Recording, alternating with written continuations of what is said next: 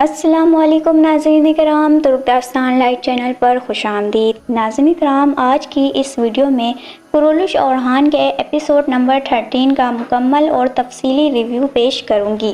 اور ناظرین کرام، کرولش اورحان سیریز میں ایک اور نیا اداکار شامل کیا گیا ہے، تو میں آپ کو بتاؤں گی کہ یہ نیا اداکار کون ہے، اس کا اصلی نام کیا ہے اور ڈرامے میں اس کا نام کیا ہوگا، اور اس اداکار کو کون سا تاریخی کردار دیا گیا ہے، اس کا تعلق کس خاندان سے ہے اور یہ شخص گونجا خاتون کا کیا لگتا ہے۔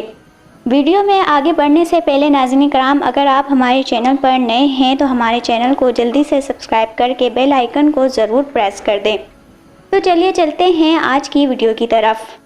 ناظرین کرام، سب سے پہلے بات کر لیتے ہیں ریٹنگ کے بارے میں، کیونکہ ایپیسوڈ نمبر 13 کی ریٹنگ ہر کیٹیگری میں اچھی آئی ہے، اور کیوں نہ آتی، ایپیسوڈ ہی اتنی زبردست تھی۔ اور یقین مانیں، جب میں ایپیسوڈ نمبر 13 دیکھ رہی تھی تو مجھے کرولش عثمان والی وائبس آ رہی تھی۔ سچ میں اب ہر کوئی اپنے اپنے کردار میں خود کو ڈھال چکا ہے، اور اگر خاص طور پر میں بات کروں مرثیہ اوغلو کی، تو یہ اداکار اب اپنے جلوے دکھا رہا ہے۔ اس ایپیسوڈ میں جب اورحان بے تیمور تاش کو اس کی اوقات یاد دلا رہے تھے تو اس وقت بھی اس کے ہر ایک ڈائیلاگ بہت پاورفل تھے۔ اور ناظرین کرام، میں جانتی ہوں کہ اگر اسی طرح کے ایپیسوڈ ہر ہفتے نشر کیے جائے تو انشاءاللہ کرولش اورحان سیریز بہت جلد ہی بلندیوں کو چھو لے گا۔ ویسے ناظرین کرام، آپ لوگ سچ بتائیں کہ آپ کو ایپیسوڈ نمبر 13 کیسا لگا، اور مرد کی ایکٹنگ کو لے کر آپ کیا رائے رکھتے ہیں، مجھے کمنٹ سیکشن میں ضرور بتائیے گا۔ دوسری جانب ناظرین کرام، اورحان بے نے دشمنوں سے اپنے بچوں کو احتیاطی تدبیر اختیار کر کے بچا لیا تھا۔ وہ پہلے ہی جانتے تھے کہ تیمور تاش ہر طرح کی چال چلے گا، اسی لیے انہوں نے پہلے سے ہی تدبیر اختیار کر لی اور گھوڑا گاڑی میں نیلوفر، گونجا، حلیمہ اور سپاہیوں کو بھیج دیا تاکہ وہ بچوں کی حفاظت کر سکے۔ اب ذرا بات کر لیتے ہیں نسوہ چلبی کا کردار۔ یہ کردار ایک ذہین، معمار اور دانا شخصیت کے طور پر سامنے آیا ہے، جو سلطنت کے شہروں کی تعمیر اور نظام کو مضبوط بنانے میں اہم کردار ادا کرے گا۔ سلطنت صرف تلوار سے نہیں بلکہ عقل اور منصوبہ بندی سے بھی چلتی ہے، اور یہی چیز نسوہ کے کردار کو خاص بناتی ہے۔ ناظرین کرام، اب آتے ہیں علاؤالدین بے پر۔ ناظرین، علاؤالدین بے خود کو براق اوکجیوت یعنی عثمان بے کے روپ میں ڈھال چکے ہیں۔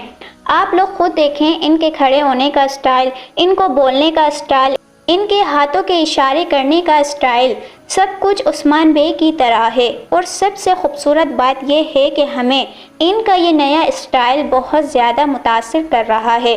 اور آپ نے ایپیسوڈ نمبر 14 کے پہلے ٹریلر میں بھی ان کے بالوں کا نیا لک تو دیکھ ہی لیا ہوگا۔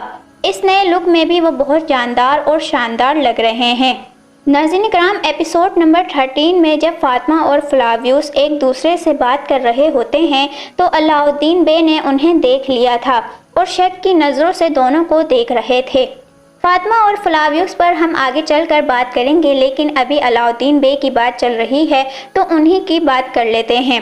ناظرین کرام، علاؤالدین بے اور فلاویوس دونوں جب قسطنطنیہ شہنشاہ کے پاس پہنچے تو وہاں پر بھی علاؤالدین بے شہنشاہ سے ایک وزیر کی طرح گفتگو کر رہے تھے۔ ان تک سلطان کا فرمان پہنچانا بھی بہت ہی شاندار تھا، اور جہاں تک شہنشاہ کی شرط کی بات ہے تو وہ سب کو معلوم ہی ہے کہ سلطان اورحان کی شادی اسپورجا خاتون کے ساتھ ہونی ہی ہے، اور یہ ایک سیاسی شادی ہوگی، کیونکہ تاریخ میں بھی ایسا ہی ہوا تھا۔ لیکن ناظرین کرام، تاریخ میں اورحان بے کی اور بھی شادیاں ہوئی ہیں۔ اگر آپ لوگ جاننا چاہتے ہیں کہ اورحان بے کی کتنی شادیاں ہوئی اور کیوں ہوئی تو مجھے کمنٹس میں ضرور بتائیے گا، تاکہ میں اس ٹاپک پر بھی تفصیلی معلوماتی ویڈیو ڈال سکوں۔ بہرحال ناظرین کرام، اورحان بے بھی شہنشاہ کے اس شرط کو سن کر بہت زیادہ پریشان ہو گئے ہیں، کیونکہ ان کی زندگی میں ان کی محبت نیلوفر خاتون موجود ہے، اور ایسے میں ان کی ایک اور شادی، اور وہ بھی اسپورجا سے، جس سے نیلوفر خاتون بہت زیادہ حسد کرتی ہیں، اور انہیں لگتا ہے کہ اورحان کو اسپورجا نقصان پہنچانا چاہتی ہے، اور جب نیلوفر خاتون کو اس شرط کا معلوم ہوگا تو ان کی حالت کیا ہوگی، یہی سوچ کر اورحان بے بہت زیادہ پریشان ہو گئے ہیں۔ چلیے ناظرین کرام، اب بات کر لیتے ہیں فاطمہ اور فلاویوس کے بارے میں۔ فاطمہ اور یگت کا رشتہ طے ہو چکا ہے، اور طے ہوتے وقت فلاویوس بھی وہیں پر موجود تھا اور نہ چاہتے ہوئے بھی اس نے فاطمہ کو رشتہ طے ہونے کی مبارکباد بھی دے دی ہے، لیکن دونوں ہی اندر بہت تکلیف میں مبتلا ہیں۔ لیکن ناظرین کرام، فاطمہ اور یگت کی منگنی زیادہ دیر تک نہیں چلے گی۔ آپ نے ایپیسوڈ کے اینڈ میں دیکھا ہوگا کہ فلاویوس سفید داڑھی والوں کے پاس پہنچ گیا تھا۔ یہاں پر ناظرین کرام میری رائے یہ ہے کہ اگلی ایپیسوڈ یعنی ایپیسوڈ نمبر 14 میں فلاویوس کا راز پوری طرح کھل جائے گا۔ اسے معلوم ہو جائے گا کہ وہ کس خاندان سے تعلق رکھتا تھا اور آخر وہ ہے کون۔ اور جب اورحان بے کو معلوم ہوگا کہ فلاویوس مسلمان ہے اور تاتاریوں کے نسل سے ہے تو وہ قبیلے میں آ کر سب کو بتائیں گے، اور پھر جب فاطمہ کو اس کے بارے میں علم ہوگا تو وہ فوراً یگت سے منگنی توڑ دے گی اور اسے فلاویوس پر رحم آ جائے گا اور دونوں کے رشتے پھر سے بحال ہو جائیں گے۔ لیکن ناظرین کرام، میں جانتی ہوں یہ اتنا آسان بھی نہیں ہوگا، ٹائم تو لگے گا، مگر ہوگا ایسے ہی جیسے میں نے آپ کو بتایا۔ دوسری طرف ناظرین کرام، اگلی ایپیسوڈ میں دیفنے کا راز بھی بے نقاب ہو جائے گا۔ اورحان بے نے دیفنے کو چارہ دے دیا ہے اور اب وہ پوری طرح پھنس چکی ہے اورحان بے کی چال میں۔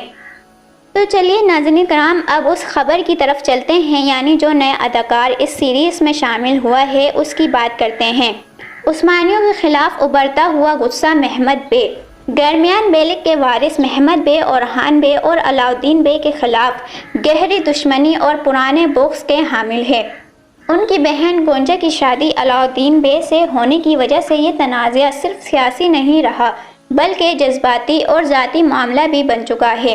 گرمیان اوغلو محمد بے کا کردار ادا کرنے والے باران اکبلوت جو اناطولیہ میں ابھرتی ہوئی نئی طاقتوں کے اہم مرکز کے طور پر سامنے آئیں گے۔ ناظرین کرام، ہم اس کردار کو ایپیسوڈ نمبر 14 میں دیکھنے جا رہے ہیں۔ تو ناظرین کرام، یہ تھی میری آج کی ویڈیو۔ آپ کو میری آج کی ویڈیو کیسی لگی اور میں نے جتنے بھی تمام تر سوالات پوچھے ہیں اس کی رائے مجھے کمنٹس میں ضرور دیجیے گا۔ میری ویڈیو دیکھنے کا شکریہ۔